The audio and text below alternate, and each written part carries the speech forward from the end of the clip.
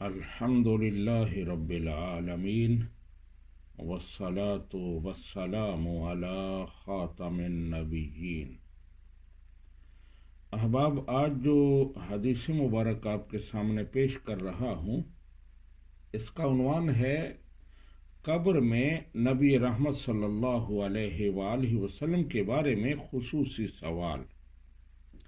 सैयदना अबू हुरैरा रज़ियल्लाहु ताला अन्हु बयान करते हैं कि रसूलुल्लाह सल्लल्लाहु अलैहि वसल्लम ने फरमाया, जब मैयत को कब्र में दफन कर दिया जाता है तो सियाह फाम नीली आंखों वाले दो फरिश्ते उसके पास आते हैं।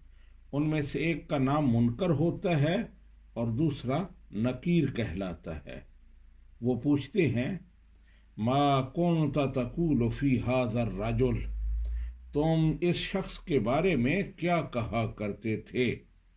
यानी नबी रहमत सल्लल्लाहु अलैहि वसल्लम का जमाले जहां आरा उसके सामने होता है और उसकी तरफ इशारा करके फरिश्ते पूछते हैं कि इन हस्ती के बारे में तुम क्या कहा करते थे।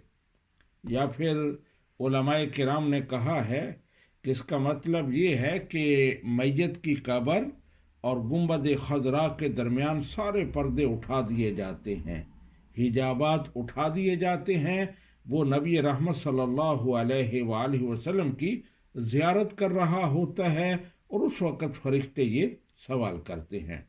तो बहरहाल वो जवाब देता है, वो अल्लाह के बंदे हैं और उसके रसूल हैं।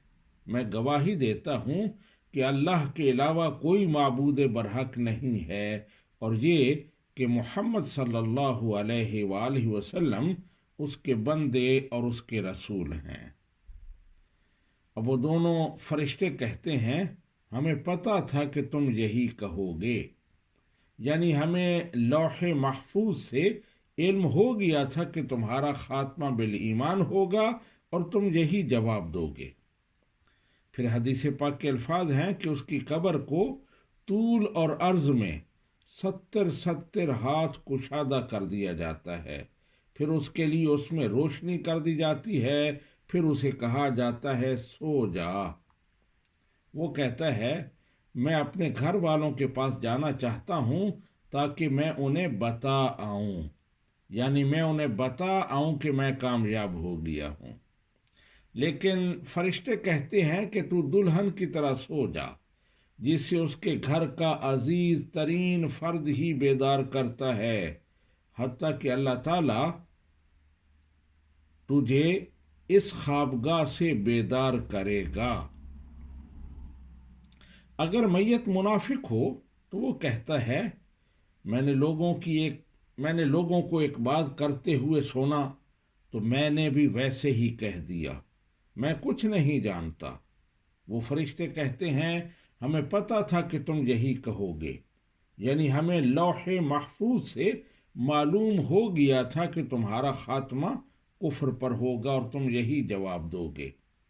बस ज़मीन से कहा जाता है, इल्ताइमी अलैहि फतल्ताइमु अलैहि फतख्तलिफु फीहा अदलाउहु फला यज़ालु फीहा मुअज़्ज़बन